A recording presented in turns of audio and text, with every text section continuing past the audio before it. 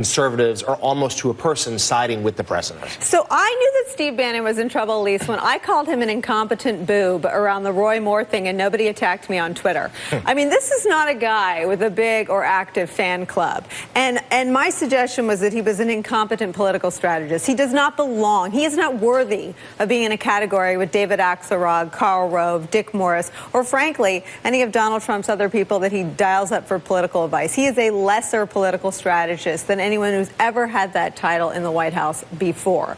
I wonder who today he's on the phone with, or who is he at a bar downing V8 with, or whatever he's drinking. I mean, who is standing by Steve Bannon today?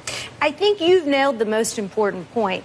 Who at this hour is Steve Bannon's contingency? He flew too close to the sun. He thought that he had just as big of a constituency as Donald Trump. He was down in Alabama, reporters at his event in Lower Alabama saying that he looked like he was campaigning for president himself. He had really warmed to that role of being in the spotlight. What utter irony, though, that this comes on the day that President Donald Trump announces he is going to Davos. Right. It is fully over. It is dead. Steve Bannon is dead. He's like, I'm getting to Davos. Now, before we put any dirt, though, on the political coffin, I have to say, I'm going back out to see the Trump voters and what they voted for. These were Democrats who flipped in Michigan, Pennsylvania, Florida, Wisconsin, and Ohio. What they voted for was the Bannon stuff. They voted for an end to NAFTA. They voted for economic isolationism. They were not angry about the wall. They were not angry about a Muslim ban. These were all things that Steve Bannon had on his whiteboard. Whether you want to call them accomplishments or embarrassments, they are largely the only things that have gotten done under a Trump presidency. How much of a political hit is it for Donald Trump to not have Steve Bannon there fueling those sort of animated and excited and, let's just say it, angry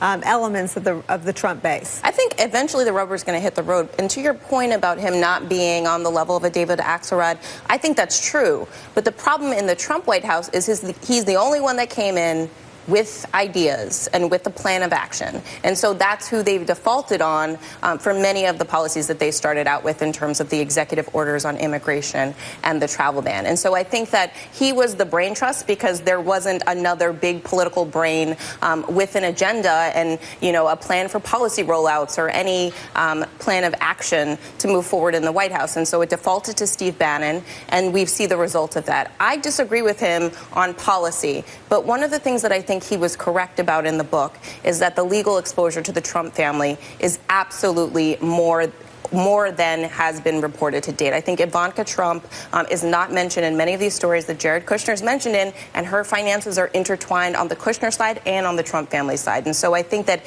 he actually put a spotlight on something that the White House is very concerned about, and that also is contributing to the fact that we're seeing this very public fallout. Steve, let me bring Steve Schmidt in on this, and then I want to come back and hear what you're hearing. I see all of you staring at your phones. Steve Schmidt, let me ask you, so under the theory that the enemy of my enemy is my friend, there are some people, Democrats and Republicans in Washington, who loathed everything Steve Bannon stood for. They loathed him pulling the president and affirming the president's instinct to pull out of Paris. They loathed the nationalism. They blamed Bannon for the president giving safe harbor to white nationalists. However, they loved the things that Steve Bannon said about just what Amy was talking about, the Trump kids, and he describes Ivanka as dumb as a brick, their naivete combined with what I think is safe to describe as hubris on the political front, and their exposure in the Russia probe. Can you speak to that tension, that dynamic? Well, look, Nicole, I think, like, look at what Steve Bannon accomplished. He, you know, drug from the bottom of this toxic swamp in American politics, this white nationalism, and made common cause with some of the most odious elements in American life. And, you know, he is somebody who has done real damage to the social and political fabric of the country, as has the website. Now, the statements that he made in the book, you seem to me to be statements of the obvious, and so it's an inside account that confirms what many of us believe and know to be going on in the White House. But I certainly don't think that Steve Bannon is going to have a role in opposition to Donald Trump. He's somebody who holds extreme political views. Frankly, we didn't talk enough about over the last year his opposition to what he calls globalism.